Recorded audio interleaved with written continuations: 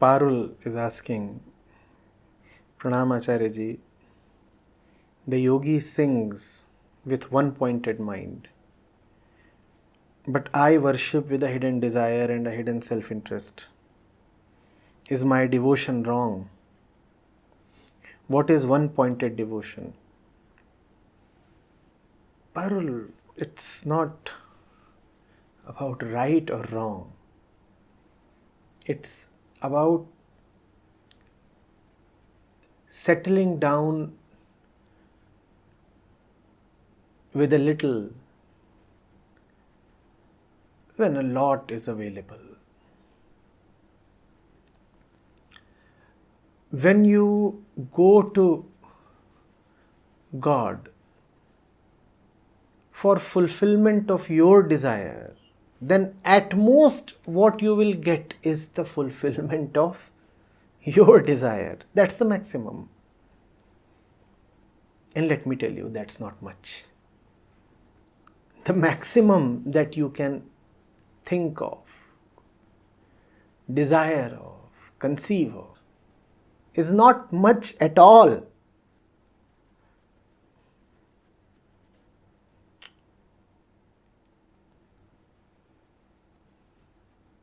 Not only is it not much, it may actually also not be beneficial. If you were wise enough to know what to ask for, then why would you ever ask for anything?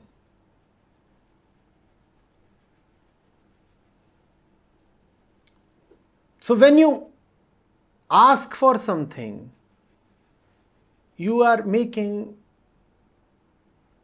either both or one of the two mistakes. Either you will ask for little in the name of much, or you will ask for something that does not serve you and instead harms you. Why do you want to make these mistakes? But the ego goes on making this mistake because it has a great and misplaced and stubborn belief in itself. So it says, I know what is good for me. Now God's role is limited to fulfilling my self-appointed wish. I will not tell God, you do what is best for me. I will tell God, I know what is best for me, and now I am dictating to you what is best for me, and your little role is to just do the bidding. Go. Obey my desire. That's what we tell God in the name of prayer. Isn't that how we pray? We decide our desire as great sovereigns, as autonomous persons. We decide what is good for us, and then we instruct God in the name of prayer or pleading.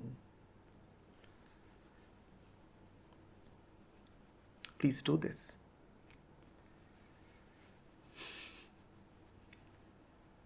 Please do this. Is that devotion? I don't know.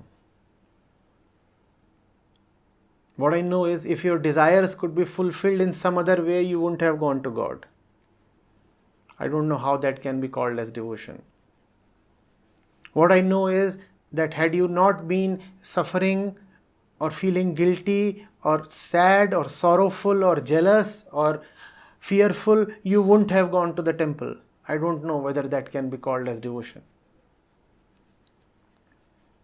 You have seen all these crowds and queues in front of places of worship.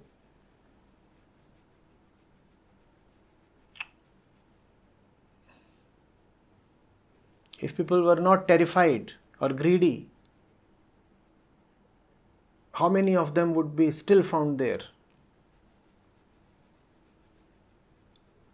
I don't know whether all that can be called as devotion or surrender.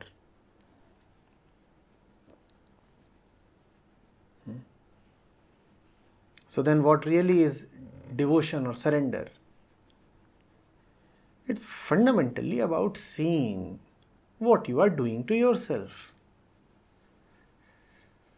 Fundamentally about expressing the courage to face the bare facts.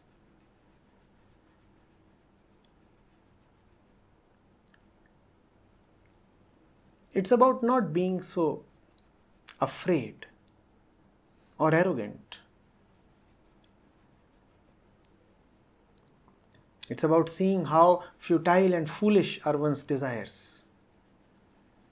And how will you see the foolishness and futility of your desires? By seeing what your desires have brought upon you.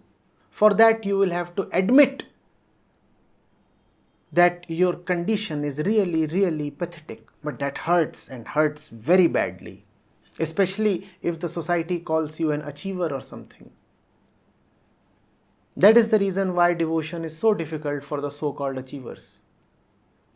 Because to be devoted, first of all, you will have to admit that all your achievement is nonsense. All your achievement is just an albatross round your neck. That you have gone badly wrong. But if you admit that, then it pinches. Everybody is saying, you have done well. How do you now go out and say, I am a failure? Very difficult. Now, even if internally you keep crying, you cannot admit or express that.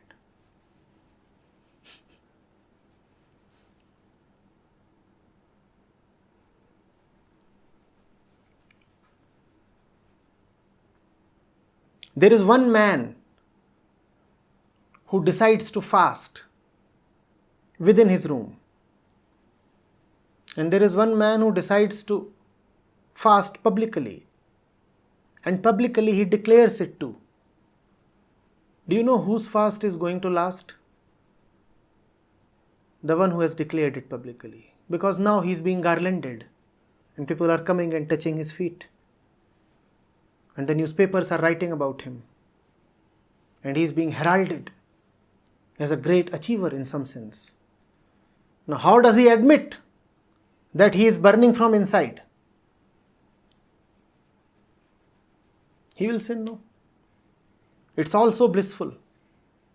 And he will maintain an artificial and contented face. Whereas his heart knows that he is living in a hell.